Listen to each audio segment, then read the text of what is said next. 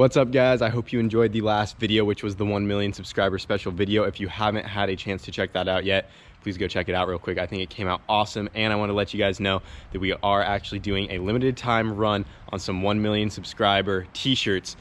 We had this design done kind of last minute. I think it came out awesome. If you guys want to grab one, we are running a pre-sale on them right now. This will be your one and only chance to get one, so please go grab one, support the channel. Appreciate you guys so much. Today we're going to be getting a whole bunch of progress done on the MR2, so let's go ahead and get into it.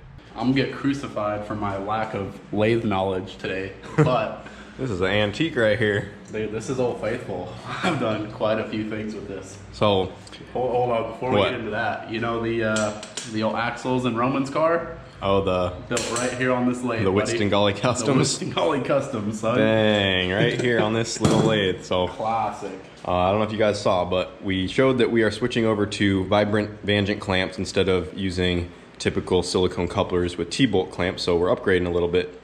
This is the piece that came off of the K-Tune throttle body on the MR2, and it has this lip right here, so when you have a clamp on it, you know, it obviously catches on that, but because of that lip, it doesn't fit into the lip of this half of the Vangent clamp right here, so that's made for a pipe to slide into, and then you can weld it on right there.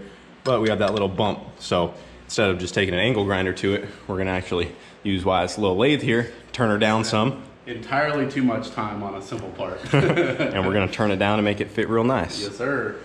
All I know is don't wear loose clothing. Don't want to get caught in one of those. I just ram it into it. That's how you do it, right? Yes. Oh, look at it go. Oh, it's close. Yeah. That might tap on with a hammer. Take it back a little bit further just because this front lip's a little bit thin. So if we take it back just a touch further, that'll give us some more meat to weld onto. But that's close. That was very close. Yeah, touch more and we're ready to go.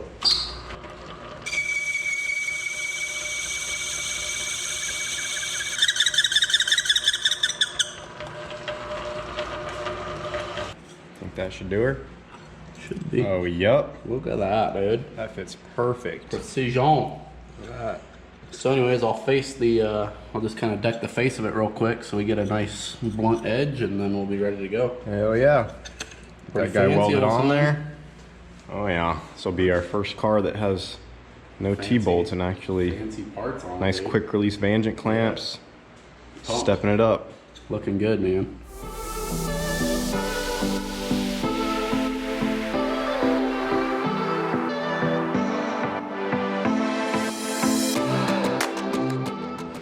So today we're going to be starting on the MR2's exhaust. I do apologize for the rain noise. It's currently raining outside, but I just about have everything I need to do the MR2's exhaust here. I'm just missing a couple fittings to do the curved tips out the back here, but we can get to that later.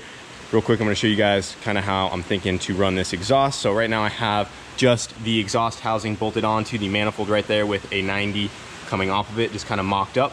So then this 90 is going to come off of that guy, and then we're going to have another 90 come off of that 90, and that will point us back out the rear end of the car there. And then what I did is I took a 45 and I cut a section out of it about halfway through the pipe. I still need to do that to this one as well. You can see my line I have marked out. Just take an angle grinder with a cutoff wheel to do that, and you'll see really fast what I'm trying to do here. So if we butt that guy up like that, and then this one like that, where it's going to have material removed, you can see we will be splitting our exhaust into two separate pipes off of that 90 right there. So we'll have it 90, 90, 90 out the back, and then we're gonna split it, and then we're gonna go straight back out both of the holes here, and then I'll add two 45s to give the little curved tip again, so we're not burning up our parachute. I don't have just those last two 45s, but like I said, I got everything else here. I'm gonna have to cut this 90 in half to get some 45s out of it as well. And then yeah, I just gotta get this one cut, get this one flattened down some more, get it shaped up, and then we'll have everything here to knock out the exhaust today. We got this long 3.5 inch piece of stainless right here, way more than I needed, but that's just how Amazon sells it. So we'll be good to go, boys. I'm gonna go ahead and cut this section out, you know, get these fitted up good, just start going from there. I have to take some material off of these 90s just to get everything exactly where I want it, and hopefully it should look pretty good when it's all said and done. And then we'll have the twin exit exhaust back on the MR2, even though we don't have the twin turbo setup anymore. So I'm gonna go ahead and get to it and start knocking this out.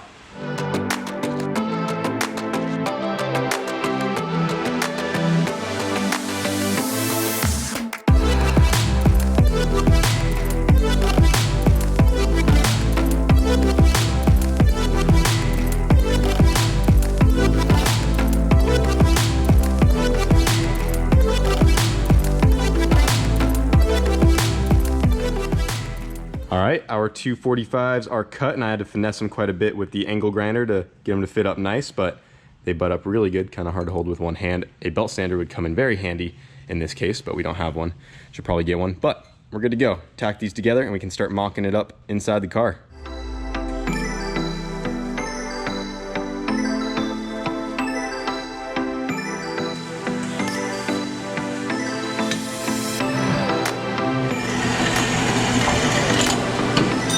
Oh yeah, putting the old Harbor Freight bandsaw to work.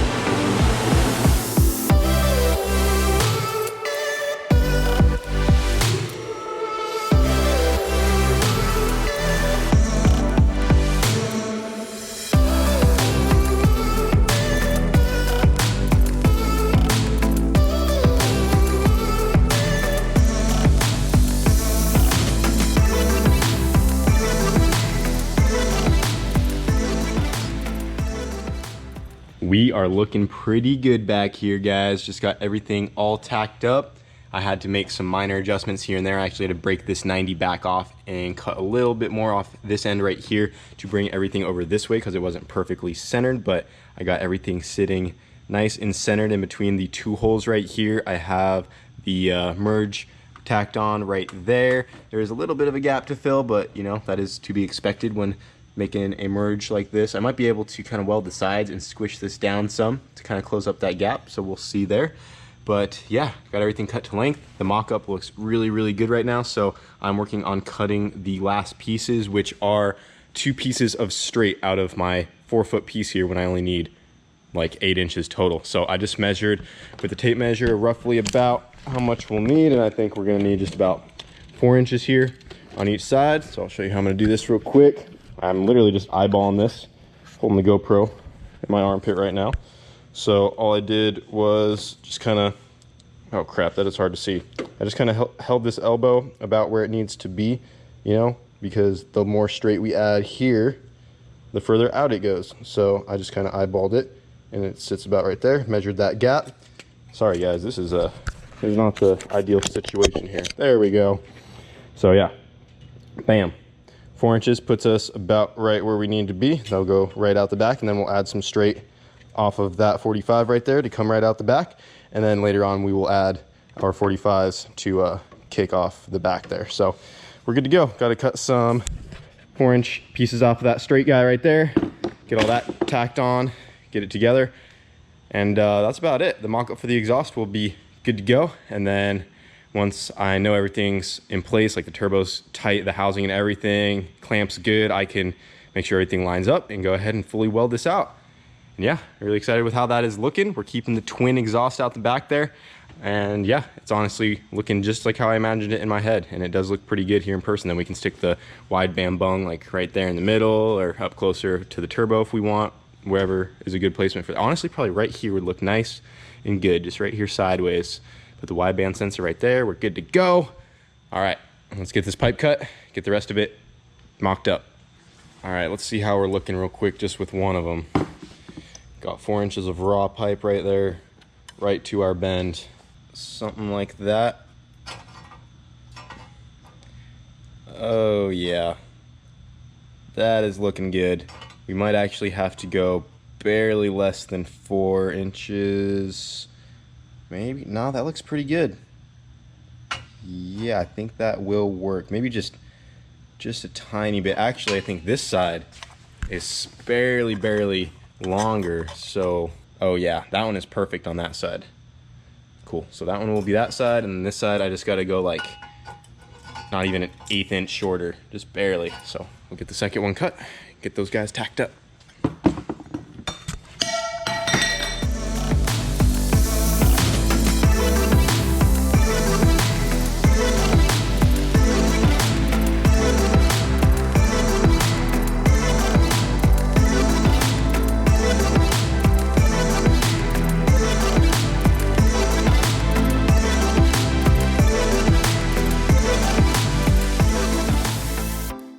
Oh man, check it out, guys. That is looking so good. I wasn't sure if this exhaust was gonna turn out as good as it looked when I first did the exhaust on the twin turbo setup, because that looked really awesome, especially when all the pipe and stainless was fresh and brand new and we didn't get too much color through it. But I think once this is all welded out, I don't know, I think this is gonna look just as good, if not better. I am really liking that. That looks so awesome. So just got the last elbows tacked on there. All I have to do now is add the straight to make it flush out the back here, and we are good. But check that out. We are nice and perfectly centered on each of those holes. So we just come straight back with our tube, get those on there, and we are good to go. Matter of fact, let's just check real quick how much more pipe we need out the back here. Oh, would you look at that? Exactly 4 inches more pipe for both sides of the rear end here, and we're good to go. So 2 more 4-inch pieces, get those guys on there, and that's about it. It's all tacked up, mocked up. I'm gonna make sure my V-band's tight. It's actually pretty tight right now. It's loose enough to where I can move this up and down. See that? We got the angle of the dangle there. So making sure that's lined up nice and straight with the back. Yeah, man, that's looking awesome. Gonna get those pipes cut, and we'll be all done with the exhaust here, get it fully welded up. And that is one less thing to do on the MR2. That is looking awesome. All right, and that's about it. Just got the straight pieces tacked on there. They are not perfect. I need to finesse them a little bit, but they do look pretty good. So we do have to take those back off and just get them sitting nice and perfectly centered. But yeah, really happy with how that is looking. So what I'm gonna do right now is take this V-band back off, and I'm actually gonna break these tacks off. I'll probably leave them for right now, but eventually I'm going to be welding this in 2 sections. I'm gonna do these 90s first right now, so then if anything shifts right here after welding, I can make sure this Y piece still lines up good. And then after I do some minor adjustments here to get everything centered how I want, I'm going to weld all of these up, and then this will probably be the last spot I weld up right there. And yeah, we'll be good to go from there. We also got to make sure that this can still come in and out of the car, because once we add the tips right here, we have to make sure that we can actually take that V-band off and slide the exhaust out, and it's not stuck in place, or after we weld it, we can't even put it back in. The other one was difficult, so this one's going to be super easy. Even with the 45s, I think it'll slide right in and out. Yeah, I think it should be not too bad. We have as much room here, and I don't know. The last one kind of hit right here, so that's what made it hard. Yeah. We'll see. It would get wedged in between the turbos. It's like you'd slide it yeah. in and be like a yeah, fitting the old one in there was tough. Yeah, this one should be a breeze. Yeah, we'll see. But go ahead and start welding this out.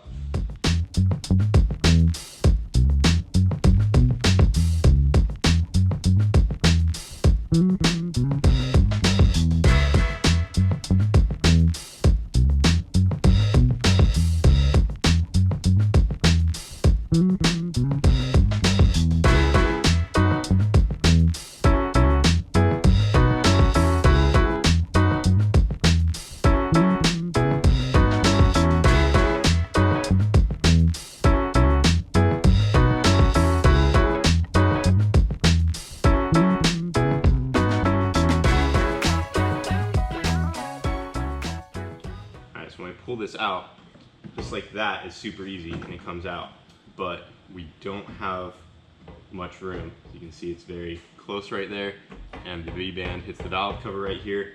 So if this is gonna work, we're gonna have to come out and angle it like that, and then kind of come up in this way. And I think that might work, because it's pretty easy. So if we have both the tips on there, we feed this inner one in, then get that one in, I think we'll be okay. So we'll have to double check. That's why I gotta leave that last joint unwelded just in case. But yeah, we're pretty good. It's just tack, so I still gotta be careful. Yeah, gonna go ahead and weld up this Y, and then that's pretty much it. Get her done. Wait for those 45s to come, and then the exhaust will be good to go. Sick. Yeah, I'm liking how that looked. I didn't show any of the welds, but they came out really nice. Very happy with that. Much nice. Much wow.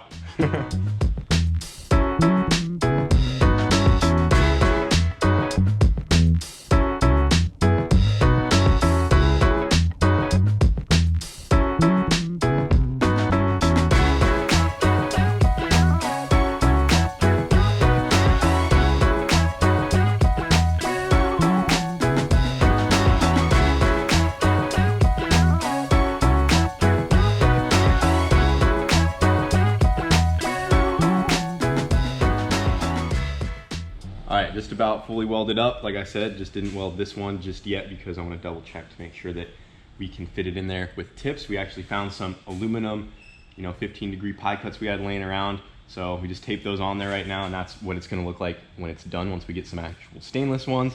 I had a dude fresh out of engineering school tell me he could weld aluminum to stainless, so we should probably just go ahead and weld those up. I don't think we can do that. Technically you can, but it involves explosives, and it's usually on a much bigger scale. And it's not precise. Yeah, no. So we got to get the stainless elbows there, but we're going to make sure that it fits with these, because if this goes right in, then I can go ahead and just fully weld this out and then put the ends on later, because I think we'll have enough room here. And I still think it's going to be much easier than shimming. Oof, oof. Bro, we're good. Don't even. Okay, she is very close. Totally effed. Nope, watch. There's always a trick. Bada bing. All about the angle of the dangle. I was talking about the angle of the dangle earlier. Buddy. Bada boom. All right, all right. Easy. Look at that. Sick. So we're good. So I can send that, weld it solid. We just got to put some beefy welds on there, and I got to squish that down some because there's a little gap right there going from the 3-inch to the whatever size that is I made. Not 3-inch. But it's very close. Nice. Dude, that's going to look awesome. Hell yeah. Now get it back out. So we do have a trick to it. Oh, that's so much easier though than the other one. The other one was a pain. The other one literally was 10 minutes of finessing it to get it to line up. Yeah. That's easy. Sick. Cool. Welder out. Fully welded, and we're good to go, boys. Day. Hell yeah. I think that came out pretty good. Yeah, it's okay. Not bad. I've seen better. I've seen better in my day.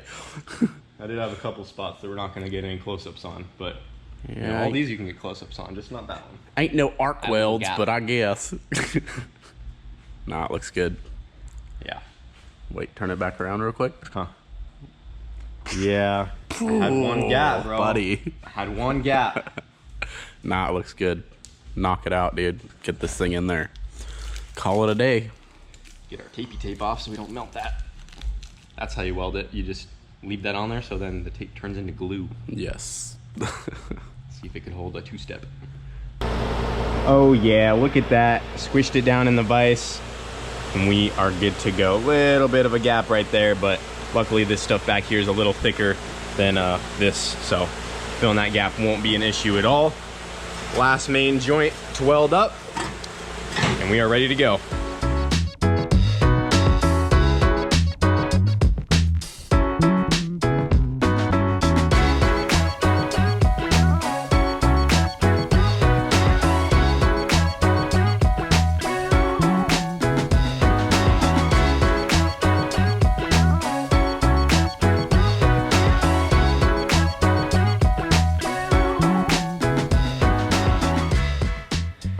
There we go. Exhaust is fully welded out. We'll just get the tips on there and that's done and ready to go. And get a wideband bung on there. But yeah, that is awesome. Let me know what you guys think. I personally, chute wasn't here. Dude, yeah, straight. That'd be kind yeah. of Unfortunately, we do need the parachute to slow down once we're going this fast. But yeah, it would have been nice just to come straight out the middle here. Right. But you got to do what you got to do. So yeah, that's done. And real quick, I'm gonna show you guys how we plan on doing the intercooler piping. We have our water to air down there. Make sure we got to do a 3-part intercooler series like always. It's tradition. So as you guys saw earlier, we machined this down. I got that guy welded up. So now our Vangent clamp goes straight to the end of our throttle body there. And that guy pops in like so. And then while I've been working on the exhaust, Wyatt's been over here getting the fuel system all set up, which we'll show here in a minute. Got all the lines ran. We'll go over that in just a sec. You guys are getting a real big update here. We're getting a lot of progress done. She is really starting to come together. Then for the intercooler stuff, I think we already kind of mentioned how we were going to mount it in here, but we'll show them again. Yeah, now we can give them a visualization. We'll refresh. They can visualize it here. So then this 4-inch elbow will come off the throttle body, and then it goes to a 3.5-inch reducer, and then that guy will go right. It's kind of heavy, honestly. Yeah, I can't one-hand this thing. This is a solid, probably 30 pounds. I'll one-hander it. We got some dense fins in there. Sure? Oh. Them bear claws. I don't know if I mean, underhand is easy. It's when you try to hold it over, it's kind of heavy. All right, let's see here. Let's go. I can kind of support the back here. Oh, there you go. So that thing's gonna live somewhere down there like that. And then that kind of, yeah, looks like we'll barely have to trim maybe an inch off of it there. And then lengthwise here, that might be pretty perfect. yeah, we're gonna have to come up actually for this fitting, but we're gonna have to take probably 2 inches off of there. Yep, so we'll go 90 into the reducer, into our water to air, and then we'll have to make a custom pipe that connects from that end into the compressor side of the turbo right here. We're still waiting on some more Vangent clamps from Vibrant to come in. This is all 3.5 inch here, out the turbo, and then both ends on that water to air intercooler. So we're gonna do 3 more Vangents, 1 here, 1 there, and then on either side of the intercooler. So it's all easy to take apart and kind of service. So once we get those, bands too, there might be a comment about why didn't we just get away with 2. The biggest thing with going with the 4 Vangent clamps is that we don't have to pull the intercooler to pull the pipes off. So like if we just need to service something small with one of the intercooler pipes, we can pull them out individually. yeah, we can leave the water to air in place and not have to unbolt it. Or we could just take this pipe if we need to get the intake and head off. Right. If we need to take the turbo off, we can just take that pipe off. We're just trying to make it as easy to work on as we can. But yeah, I think it's gonna look really good once it's all said and done. Yeah. So I think in the next video, we'll be moving on to all the intercooler piping stuff, get that knocked out. Like I said, we'll do a 3-part series because, as you guys know, we got to do the 3-part intercooler series like always. Except this time we're not making the intercooler ourselves, so it should go a little faster. It's only a 2-part series. Yeah, only a 2-part series. We'll do that pipe in one video and that pipe in the next, and then it's on to the coolant stuff because Wyatt is just about done with the fuel system. Here, let's go over the fuel system real quick, and then we'll close it out for everybody. So we got the mechanical pump on the valve cover right there. Yep. We have like a 120-degree fitting that goes into our rail. So this is the feed side. The pickup is down here on the other side of the pump. So that's coming directly from the fuel cell in the front. Our fuel goes through the rail into our regulator over there, which is an Aeromotive regulator. And then we have a one-way check valve underneath the regulator so that when the system is primed and we shut the car off and it's sitting, we keep that fuel in the lines. So when we go to crank the car again, the mechanical pump picks it up and we don't have to crank it forever, getting the fuel to come up to the pump and prime. Yep. So that's what that check valve hanging off the bottom of the regulators for. And then fuel tech sensors in there. Yep. For fuel pressure. Yep, fuel pressure sensor that will go right into our fuel tech ECU. And then right off the bottom of that check valve is what Wyatt's working on right now. That's going to go back into the cell for the return. So show real quick what he has going up here. It's looking really clean, and the water box and fuel cell are both completely mounted. Those guys completely solid now. And we also have a vent right here that Wyatt whipped up.